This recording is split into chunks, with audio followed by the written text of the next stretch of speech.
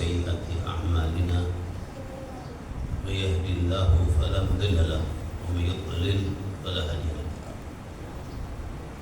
وأشهد أن لا إله إلا الله وحده لا شريك له وأشهد أن سيدنا مولانا محمدا عبده ورسوله اللهم صل وسلم على سيدنا محمد الفاتح لما أغلق والخاتم لما سبق ناصر الحق بالحق والهادي إلى صراطك المستقيم وعلى آله وصحبه حق قدره ومقداره. الحمد لله لا مولانا من نعمه، والحمد لله لما أسدى إلينا من عطائه وخيراته. الحمد لله الذي جمعنا في مثل هذا الاجتماع المبارك إن شاء الله. آمين يا رب. Sebagaimana biasa kita kumpul, alhamdulillah beberapa tahun kita laksanakan pertemuan dengan istilah halal bihalal atau banyak. Hakikatnya ijtima ini, perkumpulan ini tetap memberikan manafi' insyaallah kabirah, Amin ya Rabb. masalih kathirah, wa insyaallah al-ujur al-wafirah. Malah juga banyak kebaikan dan kita harapkan lagi insyaallah nazar khasah min Allah, min Rasulullah sallallahu alaihi wasallam, min awliyaillah salihin. Ini harapan pokok bagi orang-orang yang hidup pada hakikatnya. Harapan kita itu Allah. Ketika kita berbuat sesuatu apapun, itulah kita diciptakan oleh Allah untuk kembali kepada Allah. Kita kumpul, kita tujukan untuk Allah, tidak untuk apa lagi. Alhamdulillah di samping itu kita juga merasa senang. Nanti niat untuk apapun tetap tadi senang. Tapi yang beruntung yang kali ini karena Allah. Ketika kita kumpul di sini, alhamdulillah anak ketemu semua anak, tapi dasarnya karena Allah. Itulah yang dinyatakan dalam hadis qudsi, wajabat mahabbati lil mutahabbina bijalali lil mutajalisina fiha wal mutazawirina fiha. Wajib dapat cintanya Allah orang yang cinta kasih karena aku, duduk bersama-sama karena aku, berkunjung karena aku. Kita duduk sesama kita kan, ya, mencari ridhonya Allah karena Allah yang udah ya menganjurkan untuk kita kumpul dalam perkumpulan seperti ini, bertemu seperti pertemuan ini. Setelah Masya Allah ibadah shaum yang membentuk setiap individu muslim untuk menjadi manusia yang bertakwa. Dan intinya shaum alaikum bertakwa. Ini dengan sebenar-benar takwa. Kita disuruh untuk menjadi orang yang jujur, orang yang amanat, orang yang siddiq, orang yang tidak munafik, orang yang tidak berharap melainkan pada Allah. Itu gambaran puasa kan luas sekali. Ketika kita puasa, ya, menyatakan, ya, la'allakum tattaqun, lalu dijelaskan. Ya, puasa itu untuk apa? Untuk kita satu ya, bukan sekedar menahan hawa nafsu makan dan minum, ada tujuannya.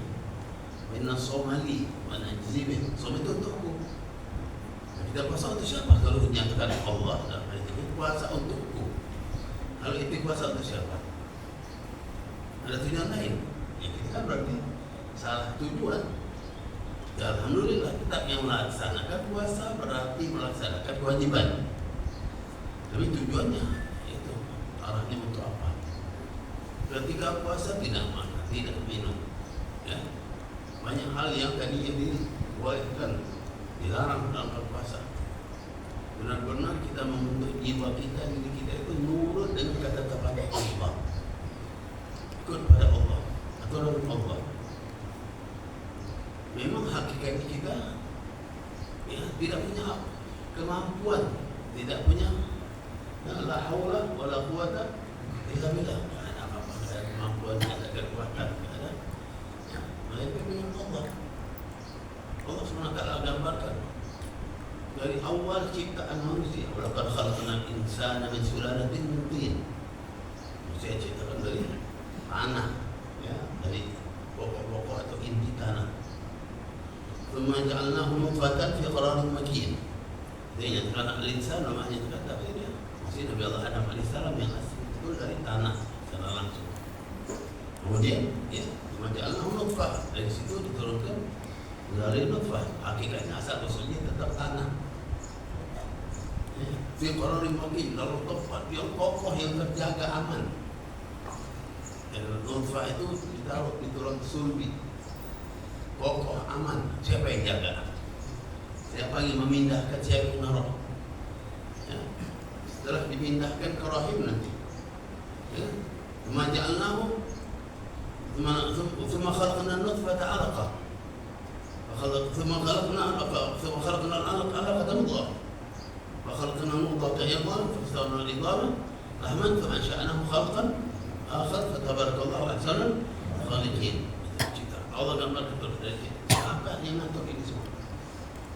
Benar-benar aturan Allah penuh, nggak ada aturan kita. Jadi artinya kita nggak bisa berbuat apa-apa, nggak ada kekuatan, tidak ada kemampuan, melainkan penuh bergantung sama Allah. Apa yang diinginkan Allah itu yang mau terwujud pada diri kita dan mulai asal usul kita. Ya, dari mulai tetesan air mani dirubah sama Allah, dijadikan gumpalan darah, dan gumpalan darah daging dengan tulangnya, lalu ditutuplah dengan, ya, itulah bentuk ciptaan manusia. Lalu dibentuk dan ahsanul khaliqin. Makhluk yang itu apa seperti kalau bisa ahsan takwin, bentuk yang paling bagus, paling sempurna manusia, ya. Diciptakan oleh ahsanul khaliqin dengan ciptaan ini.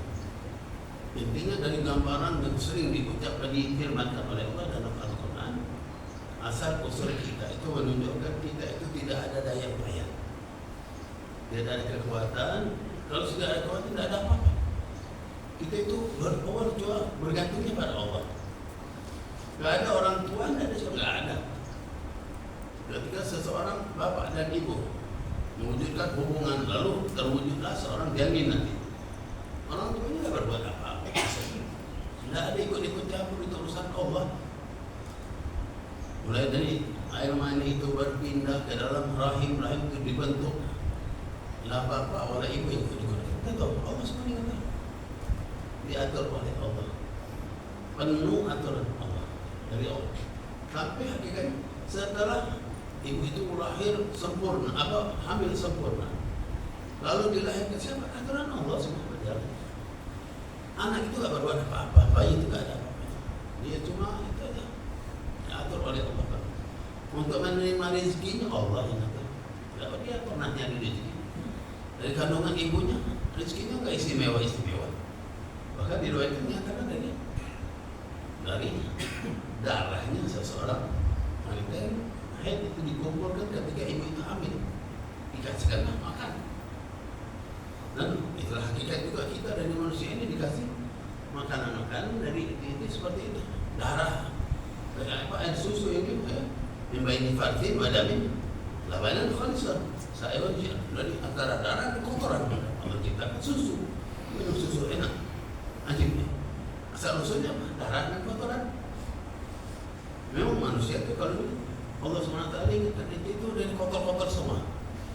Yang menjadikan kita hebat ruhnya. Ruhaniah. Ruh ini dari sisi Allah.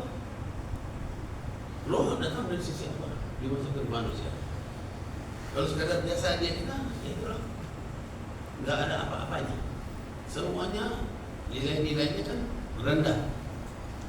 Jangan mengangkat nilai yang rendah ini menjadi hebat. Ruhani kita, sejauh mana kita bisa membimbing ruh ini menjadi hebat nantinya. Kita bagaimana hebatnya. Puasa itu membentuk kita untuk rohaniah kita. Lebih banyak pada rohaniah kita. Sampai urusan jasadiah pun ditekan, ditundukkan oleh puasa. Jangan makan, jangan minum, jangan hubungan syahwaniyah pun ditekan. Apa boleh semua ikut Allah, ya, ikut aturan Allah SWT.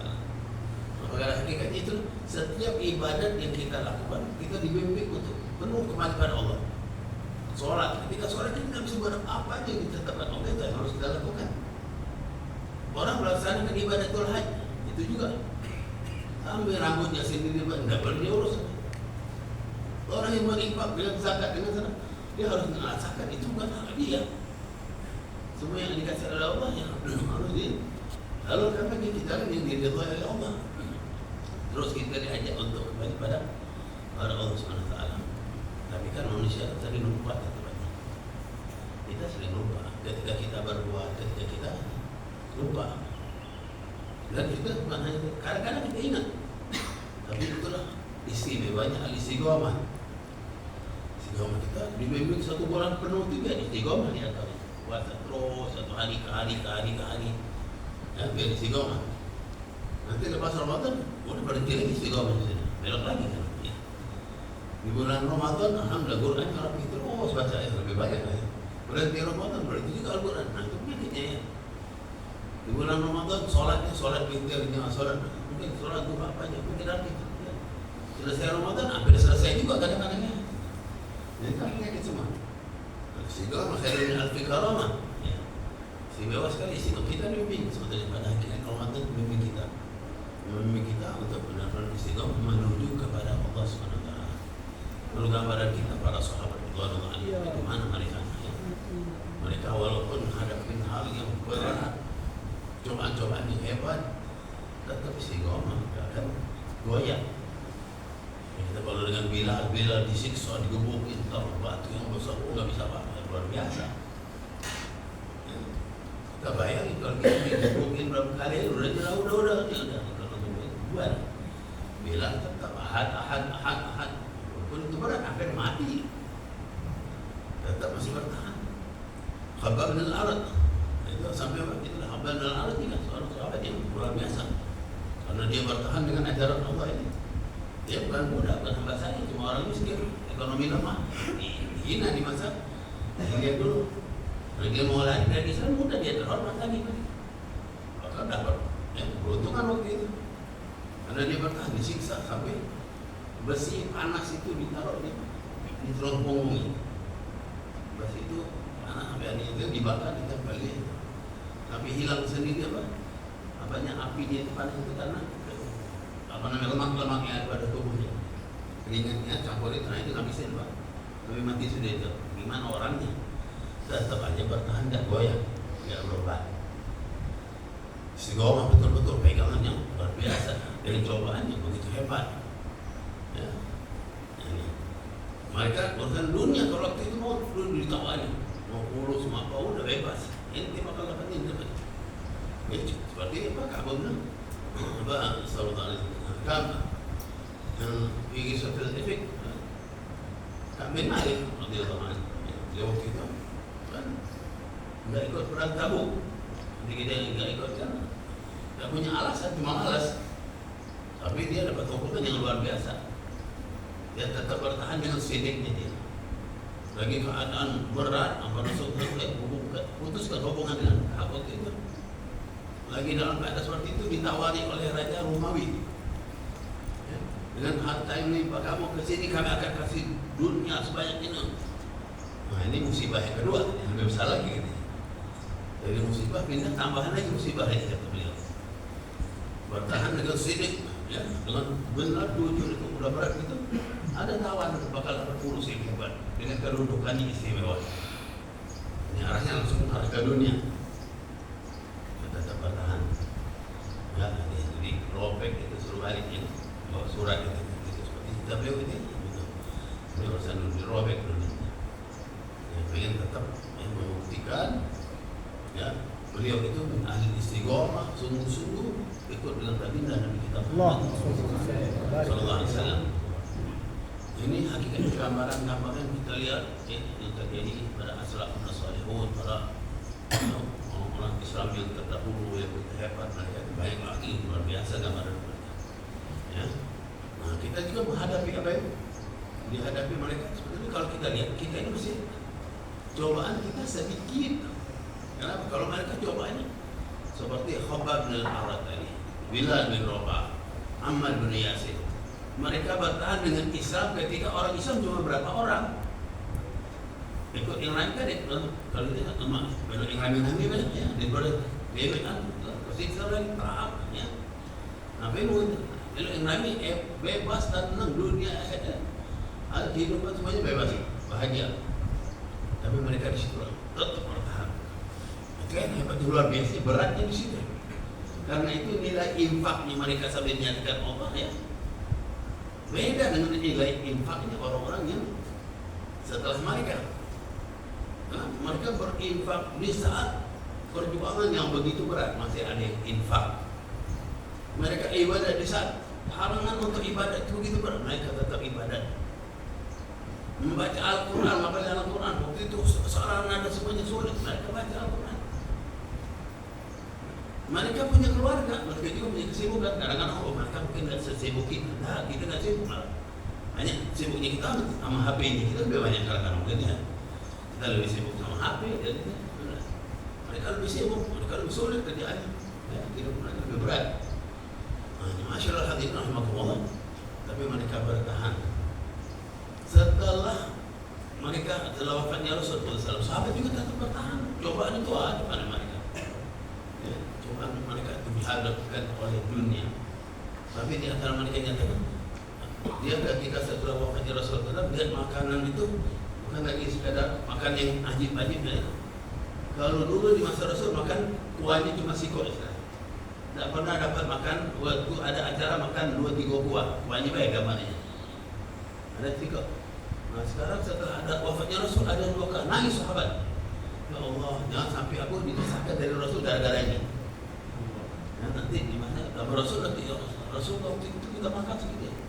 Kalau kita berapa? Marok, ada lagi kuah merah, ada lagi banyak ya, berapa macam ya. Ya sebenarnya alhamdulillah kita merasa biasa ya.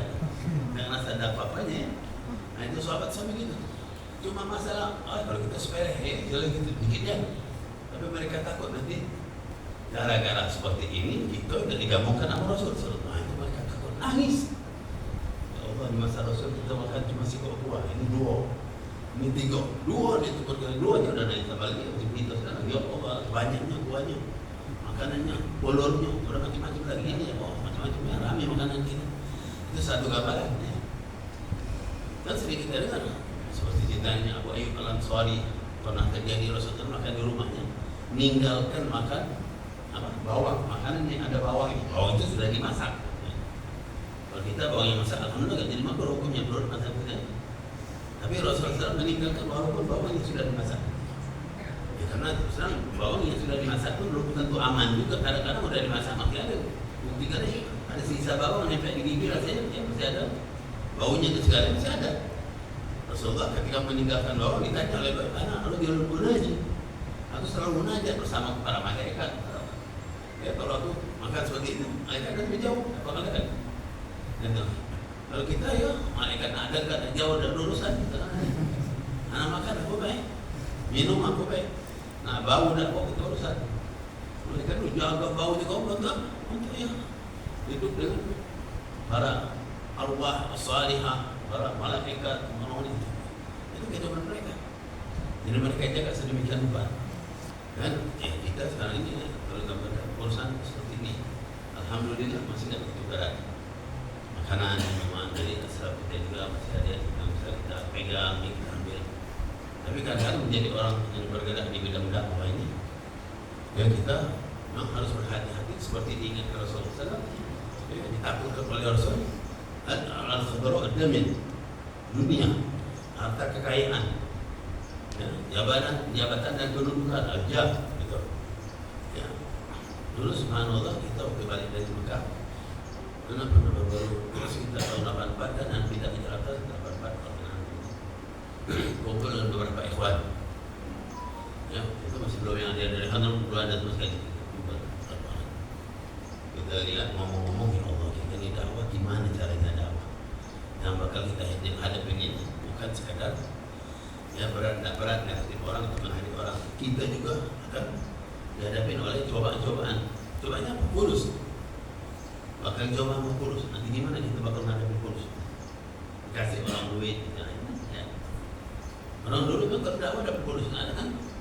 Tapi Habib Hadron kita kan habis sekarang kan dia ngajar dia dikasih duit nggak nerima, takut apa? Pahala ngajarnya dia paling habis. Yang gitu sampai dilihat sebagai gimana? Bapak apa itu? Dia nggak menerima hadiah-hadiah, ya, ketika dari murid-muridnya takut nanti pahala dia ngajar itu habis. Jadi dia ngajar muridnya udah nyampe lagi terima pakai Polus, nah gitu. Dia pengen pahala itu murni nanti. Kalau kita enggak, pahala kita banyak sih insyaallah. Jadi mungkin kalau kebaikan sebagian makanya. Jadi Polus itu sebagian, lain itu masih banyak. Memang kita itu jauh untuk berusaha, posisi kita berdua itu berbeda sama orang-orang yang begitu hebat. Insya Allah. Ya tapi kita tetap kita ini berkah mereka.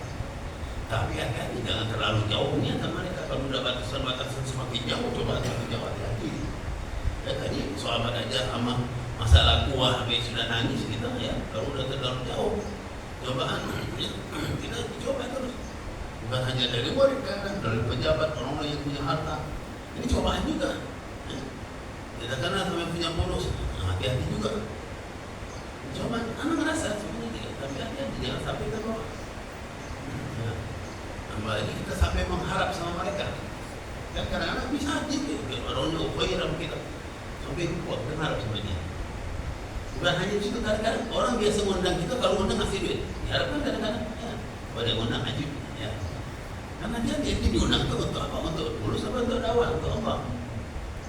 Ya, kalau orang biasa ngasih duit, tiba-tiba dia kasih duit. Untuk Allah hawasnya habis itu dari dulu, dari dulu kan ikhlas.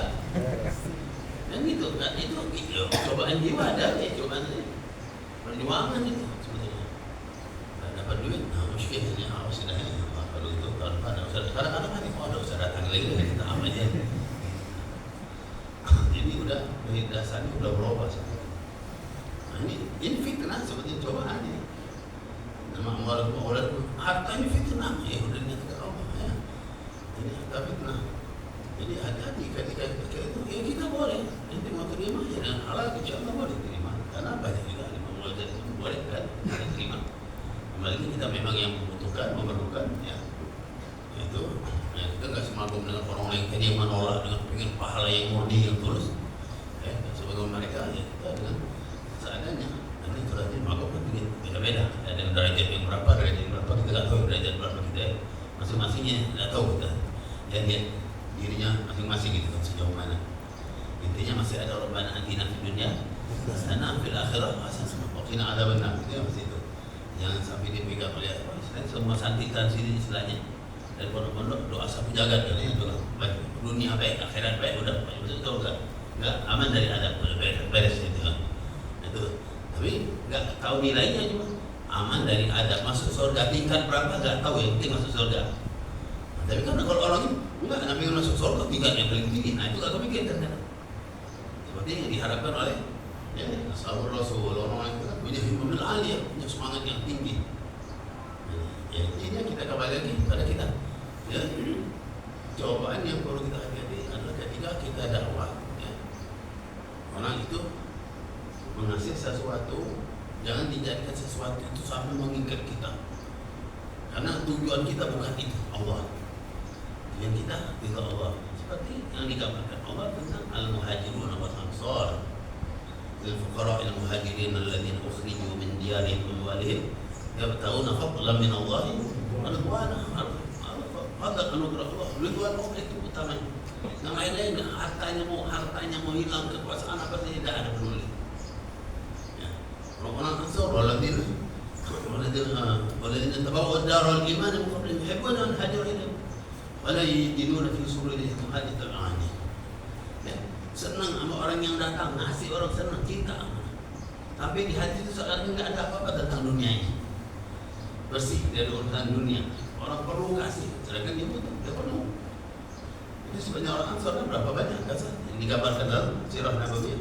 Ada terus itu, ada tamu Rasulullah Rasulullah itu tidak ada jamuan untuk tamu ditanyakan hal minum, memang itu Dari mana? Siapa kira-kira bisa kasih makan kamu? Ya, ada seorang sahabat, ambil Rasulullah. Rasulullah udah bawa kami itu pulang makmum, kasih makan ini, asyik. Subhanallah ini. Tapi di rumah dia kan sebetulnya tidak punya apa-apa juga, cuma makanan untuk dia dan keluarga dikit, sedikit itu pun. Habis dimakan satu orang katanya. Jadi, memang sampai sini juga, ini kita ada tamunya Rasulullah, ini tidak aja makan. Kita nggak makan, nggak apa-apa. Kita nggak makan, yang penting tamunya Rasulullah dia makan. Dikasih waktu itu kan malam intinya, riwayat hadis kan malam Asya. Jadi dimatikan lampu, dikecilkan lagi lampunya. Karena ada sebagian kamu memang dia nggak bakal mau makan kalau saya berbeda ikut makan bareng-bareng. Jadi lampunya dikecilkan biar tidak kejinguan, dia tidak makan, kamu makan habis-habisan. Nah, jadi lo perbuatan mampu pada kita ya. Kita sampai berkorban untuk tamu dan kita lapar. Dikorbankan untuk tamu. Ini gambaran orang-orang yang tahu dan fadlan min Allah kepada Tuhan. Jadi seorang mereka itu nggak butuh. Ya. Jadi nggak ada di hati itu. Oh sama dunia itu nggak ada, masya Allah. Yang jelas ini bukan logamnya kita. Ya. Cuma itulah tadi tetap walaupun bukan logam kita jangan sampai kelewatan kita ngarepin. Jadi intinya berharapnya penuh pada Allah. Jangan sama sekali berharap sama orang. Hati-hati. Walaupun itu pejabat, walaupun itu orang kaya, walaupun dia dekat sama kita dekat. Jangan jadi keharapan penuh. Suatu saat bisa jadi musuh macam-macam kita. Lagi satu saat dia dekat sama kita. Padahal alhamdulillah Allah yang tarik dia. Tapi hati-hati karena semua yang ada ini cobaan kita. Cobaan hidup ini dicoba. Walaupun ya kalau kita mau udah nggak perlu kita tolong. Jadi Allah menjadi kantor. Kalau yang ini lepas nanti Allah tak. Kalau memang Allah datangkan lagi yang lain. Nah, kalau kita ngarepin betul-betul sampai habis juga kita usaha, semua usaha dengan batasan dan garis yang baik. Jangan sampai melampaui dari ketetapan. Itulah intinya.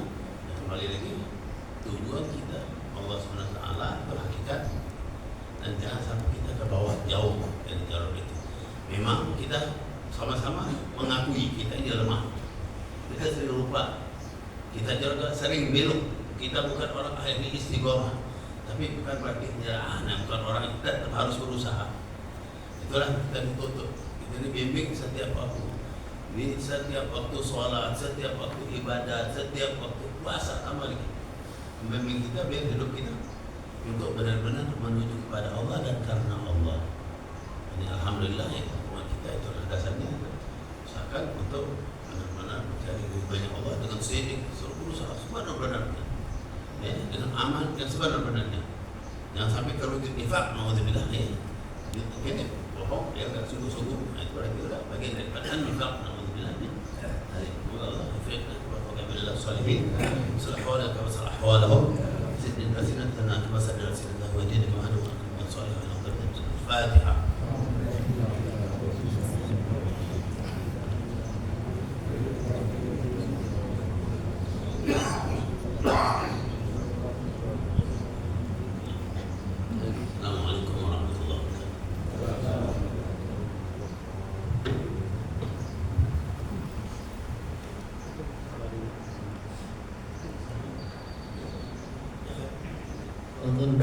Saya ingin soal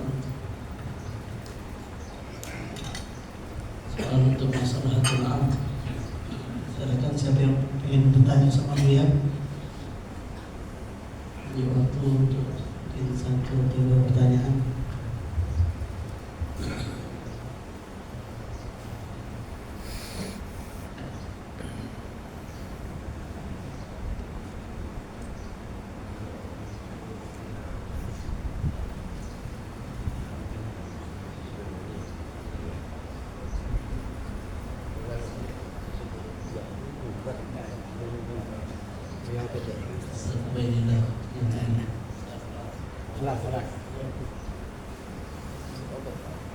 Kalau tidak ada pertanyaan kita tutup dengan talqin dzikir wa doa.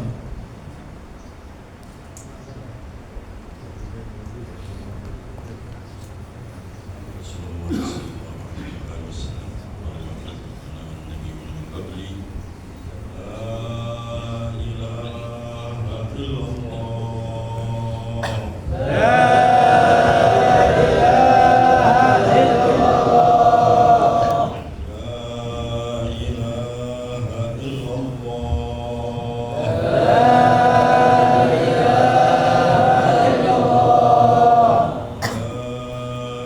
إلا الله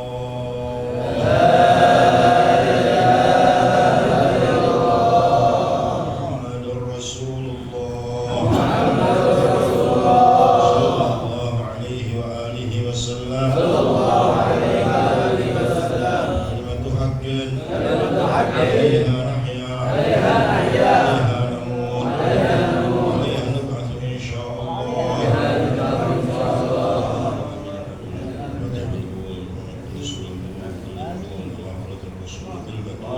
سيدنا محمد صلى الله عليه وسلم الفاتحة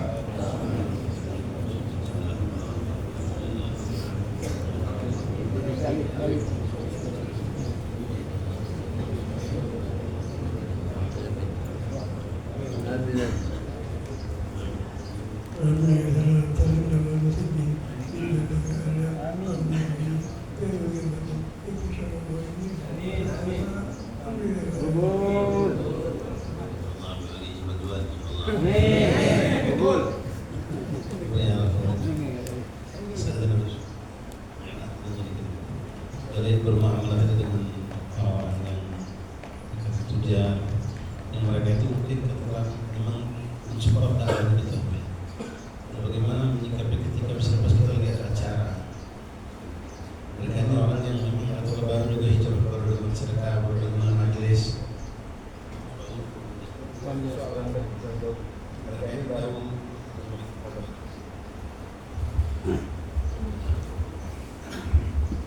Bismillah. Jadi mereka ini bisa bilang katakanlah orang baru hijrah juga ya, baru mengenal majelis kasatis, dia teman dengan kita dengan majelis, dia support dakwah kita, majelis kita, pesantren kita. Nah, pas kejadian lagi kita bikin acara besar. Kadang sudah ramai jemaah. Ini orang baru datang terlambat. Dan orang nggak banyak tahu kalau dia ini ada hubungan baik kepada kita dengan menginfak sedekah harta dia. Bagaimana menyikapi datang dia terlambat ini? Apakah kita biarkan dia terlambat? Kita takut, bukan takut dia lari, tidak kita infak dia singgung, tidak. Cuma bagaimana untuk menghargai dia biar tidak singgung karena baru hijrah orang kita. Kalau kita fotokan ke depan, kita takut justru orang yang lain ini memandang kita, ya orang awam dia utang-utang taji datang lambat tahun ke depan. Bagaimana yang tercantik yang bagus menyikapi seperti ini? Ini sebenarnya bagian dari coba juga ya memang mereka juga ingin kebaikan sampai mereka ikut andil bergabung dengan kita dan mereka juga belum tahu bagaimana lingkungan kita. Sebetulnya sih kalau kita mengangkat mereka ya nggak ada masalah, tapi jangan kita langsung itu siapa dari anak begitu orang itu biar ngajak dia nggak sampai dia bocorkan sekali juga orang ajib kan gitu kan, ditariklah diposisikan tapi biar ada satu panitia siapa yang ngajak dengan kita seperti ini tapi dia jangan itu biar kita ada satu yang mereka ngajak, mereka yang memposisikan itu perlu dibimbing juga anak yang betul seperti itu. Jadi jangan mereka juga merasa rendah ya. Dan juga kita tidak langsung memposisikan mereka berlebihan, ada batasan-batasan ya. Ada sisi banyak lain harus bertanggung jawab dulu di tengah di depan alim ulama illah ya. Kita begitu juga kalau bisa kita bimbing dia juga kalau memang gimana caranya membimbing dia biar ikhlas, gimana caranya kita bimbing dia juga ikhlas, kita berusaha ikhlas dia juga biar ikhlas juga, jadi nggak terikat dengan urusan itu. Ya, kalau Abu Isa menaikkan Al-Quran Nabi itu tegas dalam urusan-urusan. Siapa yang tetap diposisikan, ya cuma seperti tadi. Kalau seandainya seorang tajir lebih lebih itu, maka kabar sedikit dimaki-maki sama Abu yang bisa-bisa, dimaki langsung. Jadi kalau dia lagi rapi itu ya dia disambut dengan rapi itu baik. Itu tadi tidak perlu diajarkan ikhlas, diajarkan tawadhu juga gimana caranya. Bentuk pernah ada orang bikin tujuan ahli Makkah ya dekat sama gue juga waktu itu, cuma waktu dia punya duit zakat bulan Ramadan menitip sama sama gue ini anak ada duit zakat untuk anak-anak centil Arab ya. Anak-anak nggak kasih duit kotoran ente. Wah gue ada terang-terang jadi maki deh. Nanti mentang-mentang kalau ente mau kasih mereka itu kasih uang yang bersih bukan uang zakat itu tolak betul. Kalau betul itu orang-orang yang punya pada Allah. Kalau dipuji sama malah sebaliknya. Ini jadi maki itu matikan oleh dia nggak bisa caci bagi sama gue dimatikan. Tadi orang besar kaya misalnya sudah itu nggak lama dia telepon sama Syekh Abbas adik aku ya Abbas aku kata mutakabir gini semua dia Abbas telepon sama gue anak kita ada di taman aku ketawa wah dia ketawa sama gue biar dia belajar biar dia tahu yang menganggap orang itu semuanya nah kan perlu kan sama orang tujuh juga dan kita sampai ya antar dia kaya tentang itu pernah dia berbuat baik kita kalau dia jalan tidak benar dia jadi juga perlu jangan takut jangan sendiri bukan dia itu kalau Allah yang kita putus ini kalau kita benar-benar karena Allah pasti Allah akan lagi yang lain insya Allah ada Allah SWT kita insyaallah jadi dengan siasat kita juga sampai salah siasat kalau bisa jadi dengan siasat khasas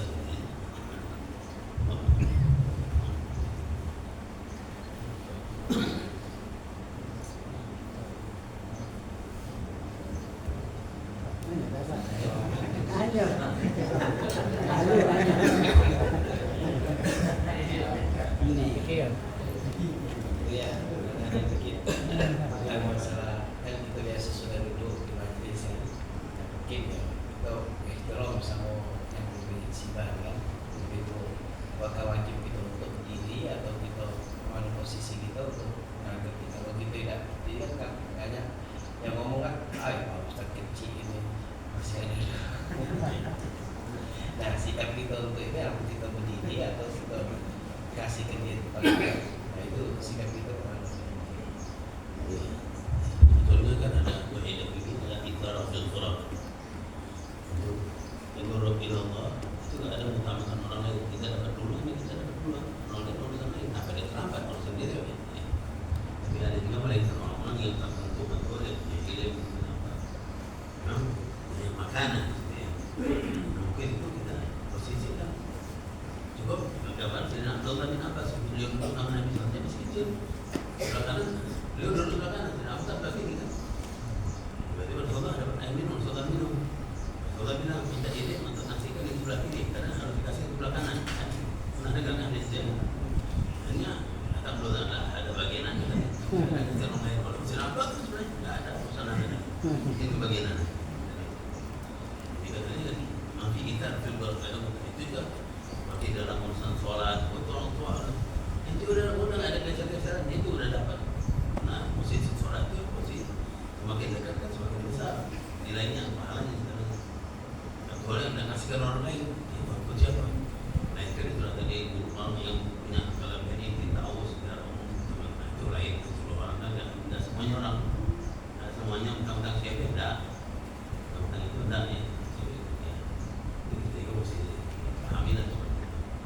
jadi kalau seandainya untuk mengutamakan tempat ya seperti gambaran gambarkan nggak bisa menang itu kalau dia buka majelis ada orang tertentu yang mau datang ya biasanya ditaruh anak-anak dulu disuruh gantian siapa itu ya tempat itu nggak diambil orang-orang yang bukan pantas untuk duduk di tempatnya ya kalau tidak ya kesalahan sebenarnya juga benar ya Allah.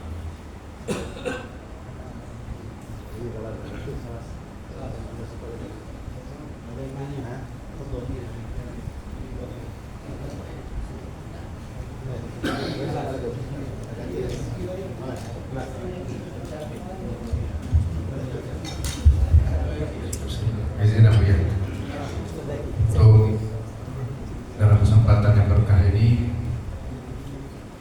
bimbingan bagi sebagian ikhwan yang diminta mengisi pengajian-pengajian di musola atau di masjid dalam hal materi kitab-kitab yang mungkin bisa menjadi standar untuk disampaikan di masyarakat. bertanya, kalau boleh pada kesempatan berkah ini ijazah dari antum untuk kitab-kitab tersebut, utamanya dari kitab-kitab Abuya Syekh Muhammad Al-Maliki Al-Hasani, karena sebagian itu juga ada yang membaca kitab-kitab tersebut di majelis. Tapi mungkin untuk kesempatan yang berkah ini ada izin dari Abuya dengan sanad Abuya, jadi kira-kira itu akan menjadi penguat untuk yang disampaikan itu bersambung keberkahan bagi Allah. Ini minta ijazah.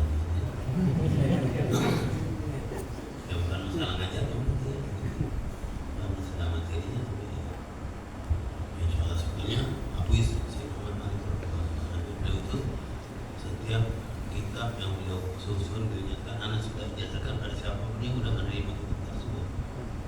Luar biasa beliau itu.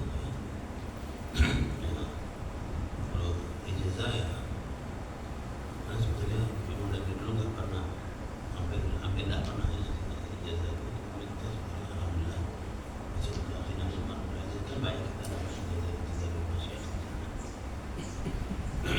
Bahkan ya ada kutub ijazah itu ada terutama Syekh Yasin Al-Fadani sama beberapa Syekh Yasin Al-Fadani bilang Musnidul Alam luar biasa, karena sering menggambarkan itu sebenarnya sangat mengagumkan, karena seseorang seperti beliau itu dari kecil sudah muwafaq untuk cari ilmu dan menggali ilmu sanad. Ilmu sanad kan artinya orang-orang yang biasanya sudah yang belajar kadang-kadang belum tahu sanad itu gimana, gimana nyari ada ahad yang besar-besaran begitu. Tapi banyak orang yang nggak tahu, tak kenal sama sekali makanya banyak. Tapi beliau muwafaq dari kecil, saya situ dari kecil sudah. Beliau lahir di mana? Dan di Padang dibawa ke Mekah si kecil. Allah yang dorongan untuk belajar ilmu itu dari kecil. Di bawah umur 10-an tahun kita mulai cinta sama hadis, ambil dari guru-guru dan ulama-ulama datang sana kemari. Tapi beliau belajar kitab fikih semua, belajar alim lebih macam Mu'adih, Musnid, benar-benar Musnid. Dari sana beliau itu. Beliau juga alhamdulillah itu beberapa kali saya ketemu sering, karena dia sering juga datang ke Abuya dan juga sering ketemu di jalan. Tapi dia datang ke Jakarta pun itu kan mendampingi beliau seperti itu. Pokoknya setelah begitu. Tapi waktu sebelum kembali ke Indonesia, akhir itu sempat datang keluar datang pada beliau, terlalu jauh dari tinggal kita dulu. Kita tinggal di Hudaybiyah tuh, kita Jarwal, Syekh Yasin tinggalnya di sebelah jalan sebelah. Yang ini jalan Jarwal, ini jalan sebelahnya Syari Andalus. Ya, maksudnya Syari Andalus ada jalan ini Syari Andalus. Dia tinggal di situ. Tapi kalau kita mau ke sana, seperti kalau jalan besar kita lewat keliling jauh. Tapi di situ ada gang Madras, kita lewat situ tembus langsung dan jauh. Jadi dekat jalan itu kita lintas dari jalan kaki. Waktu kita datang terakhir itu, masya Allah sempat duduk langsung. Jadi itu kan rame-rame terus sama Buya. Jadi kita bertanya masalah sebenarnya beliau dia dulu cari sambil ngomong seperti itu. Terutama tanya itu siapa berkopi siapa bukan gini tahu semua. Lebih ngerti dari kita. Coba kan saling anaknya berapa ahli sana. Bulan oh ini dari sini ke sini al-fulan banyak. Bisa gini. Tahu semua. Lebih tahu dari itu tentang itu nasabin sendiri. Ya. Itu luar biasa. Sanad. Jadi biasanya main di sana bulan-bulan hadis. Waktu nanti kita datang apa ya? Alamiah, agronomi. Terus tahu semua dia. Nanti apa ini semua. Dan kita nggak terjangkau begitu kan. Kita mau tahu semua beliau itu. Ya. Kita masih dengan baru dengar dia udah apa dari luar biasa itu. Kita sempat duduk. Ya, dia berikan ijazah macam ijazah seperti itu. Ijazah bermusafah, ijazah باللحية ijazah bersalat kita hamba. Masih bahkan kitab-kitab ijazah dia sebut di mana? Ada kitab ada bersalah ada berapa kitab antara kitab-kitab ijazah itu beliau tulis, anak sering gambarkan dari ulama-ulama Palembang. Ada Syekh Abdul Aqimuddin Al-Palembani, ada Syekh siapa siapa itu dari wanita ini juga.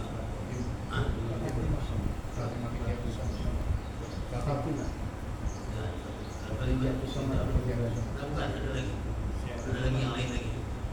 Jadi Syekh Abdul Samad yang ada beberapa wanita yang di masa yang sebelum Syekh Abdul Samad di masa-masa yang digambar, termasuk sanad kepada Sultan Mahmud Badruddin. Ada berapa dia telah disebut beberapa orang dari Palembang, jadi kita tahu dari Palembang masuk ke sanad-sanad Palembang gini-gini orang masih apa semua beliau dan tercatat di dalam bukunya terjadi ini di sana. Kita juga dari jarang ini sampai sekarang nyari-nyari lagi ulangnya. Ya. Dulu kan sudah ditunjukkan sama Yusi. Nah ini anak Palembang dan catatannya beliau dibuka sama-sama.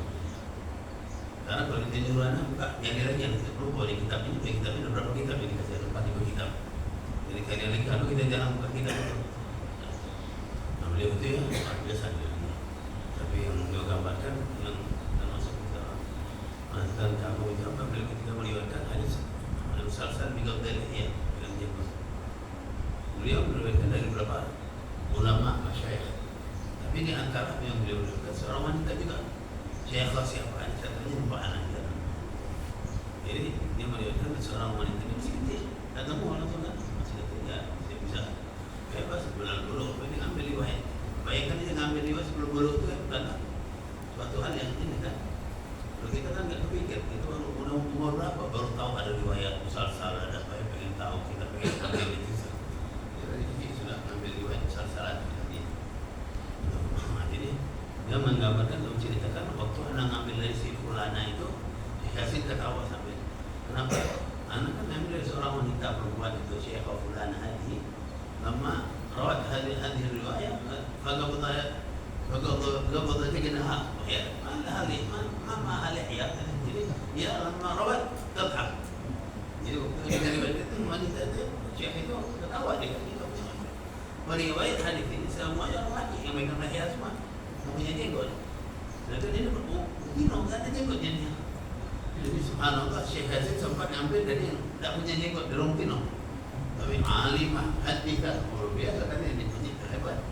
Cuma itulah tadi yang sampai itu gambarnya yang mengagumi. Waktu itu kan beliau bisa bertemu kan mudah kan di sana kan tidak boleh kita ketemu yang bukan muhalif kan kita. Tapi beliau bisa ketemu dan bisa melewatkan hadis itu. Gitu ya. Radhiyallahu anhu nafa'ana bihi. Dan juga dari Abu Ya, semua riwayat kita ambil dari Abu Ya dari macam-macam hadis dari Habaib dan juga banyak dari Habaib lebih banyak ijazah amma juga dengan Segaf dan Habib Ahmad Masyhur itu Al-Haddad Habib Abdul Qadir bin Muhammad bin Ali Al-Habsyi Munsif banyak Munsif sekarang dan banyak Ali Munsif Al-Habsyi kita datang ke dia dan lagi misalnya dengan Segaf Habib Ali bin Husain Aidin juga berikan beberapa hadis bahasa dulu hadis dari Bukhari dari Habib Muhammad bin Hayy Segaf beliau berikan dengan riwayat yang sangat aneh begitu riwayat itu sangat ringkas sekali Habib Muhammad bin Segaf Segafnya sangat kepada Imam Al-Bukhari. Alhamdulillah itu semua kita mendapatkan dia kita bilang juga ada sanad hadis dari Habib Husain bin Muhammad bin Husain Al-Habsyi Amin Ali Al-Habsyi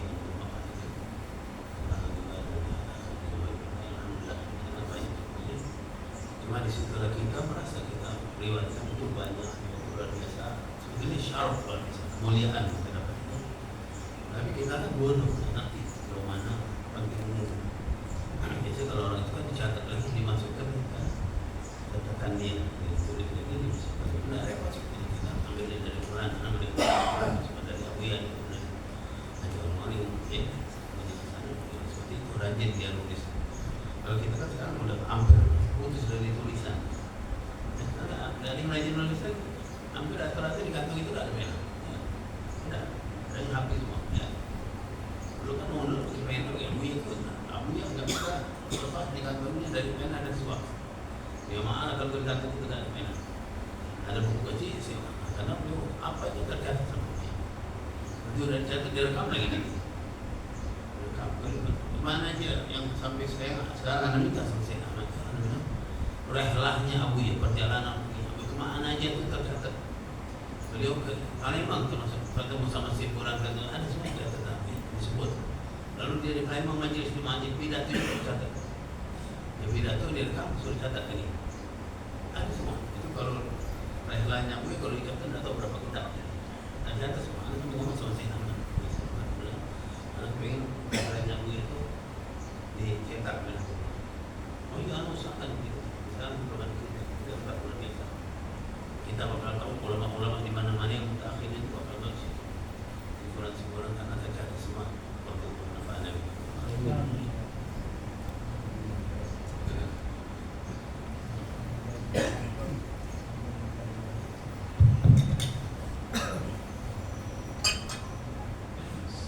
Sebelum kita berdoa bersama